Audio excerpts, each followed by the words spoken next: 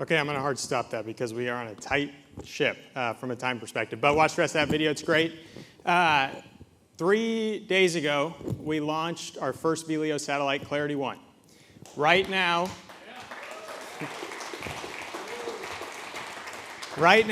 literally right now in this moment, we are in the middle of a 3-minute ground station contact where we are commissioning or sending dark pixels through the payload electronics, which is a commissioning milestone that internally we did not estimate would happen until 10 days from now. So needless to say, we are ripping through commissioning, our mission ops team is crushing it, and things are going well.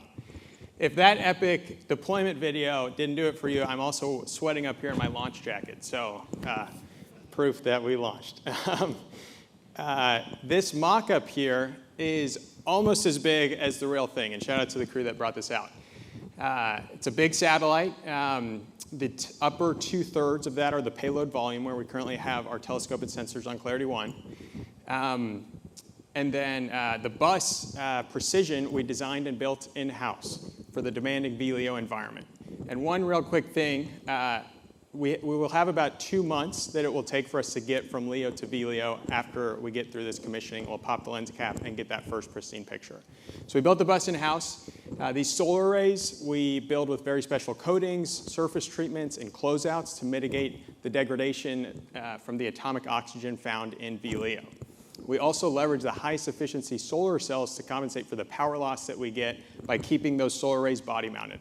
Basically, everything you see that you can't see on the back is covered in solar arrays, but they don't deploy out like traditional satellites, as we need a really slick cross-sectional area to rip through the atmospheric drag found in VLEO. We also have a ton of mass packed in there, and that further optimizes the ballistic coefficient. And with those 2 Hall effect thrusters that you see there on the bottom and the onboard xenon we have at launch, we are able to maintain an average 5-year mission life in VLEO, which fluctuates with the 11-year solar cycle. In contrast to the approach that China is taking for VLEO, where they are putting up small satellites with small optics that won't last very long and can't get very good data, we are exploiting this new frontier of VLEO to unlock 2 things that have previously been mutually exclusive: exquisite capabilities and low-cost satellites. Said another way, Albedo's architecture enables the inevitable platform shift to resilient, proliferated architectures, but without compromising on exquisite ISR capability. Really, the hardest part of that exquisite VLEO architecture is where our bus got its name: precision.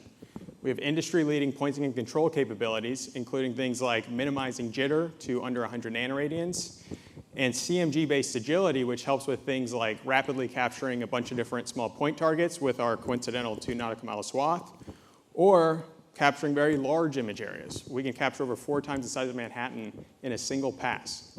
These are things that are already hard in LEO with a big telescope, and then in VLEO, where the satellite's moving faster around the Earth, the Earth's rotation beneath it is moving faster relative to that, and the torques from the atmosphere are building up momentum faster, everything kind of dials up and makes that problem a lot harder.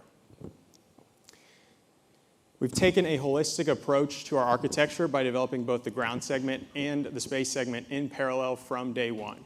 You can create a ton of leverage when your trade space includes both of those. Our early customers, once Clarity 1 is ready to begin commercial operations, will integrate and order through our API.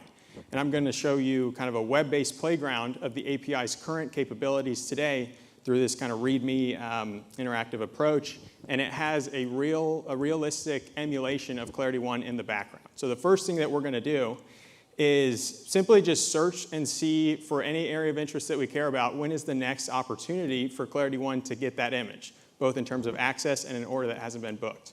We are going to use an airbase in Libya, and here we see it spits out. There's an opportunity coming up tomorrow and on Wednesday.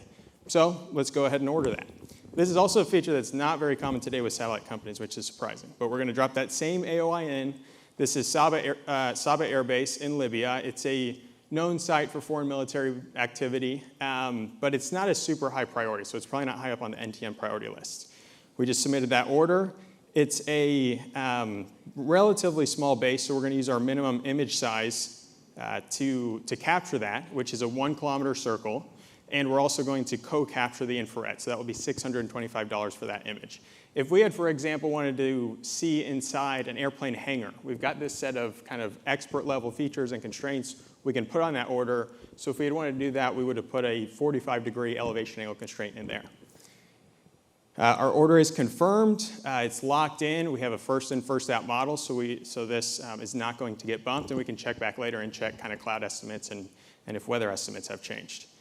So now let's fast forward to tomorrow and see what's going to happen in space. This is a engineering simulation of a full orbit of clarity, 90 minutes, so it's sped up very fast. We upload an updated order book from our ground scheduler in that comms contact, including that order in Libya that we just submitted. And now we are cruising over nighttime ocean. This is actually our optimal cruise attitude for clarity. We want to minimize the exposure of the atomic oxygen into the open aperture on the optics, and we have that wedge-shaped front into the wind, which has benefits for the coefficient of drag. We've actually invented a new geometry at Albedo that we call the Beto gun. Now that we're entering morning time, we generate some power so that we can turn on the thrusters for a few minutes of orbit maintenance. And now we're going to really carb load on power in preparation for these imaging activities over Africa. So we're going to start with a port in South Africa, a power substation in Johannesburg, mining operations in Botswana, border security in Zimbabwe, deforestation in the Congo Basin, a rebel camp at the CAR border, a refugee crossing in South Sudan, a weapons convoy in Darfur, some action on the Chad-Libya border. Now, the image that we just tasked, that airbase in Libya, we're also going to pick up the spot that they shot season 2 of White Lotus in Sicily, some power lines in Italy, some natural gas pipelines in Germany, and some more pipelines in Germany.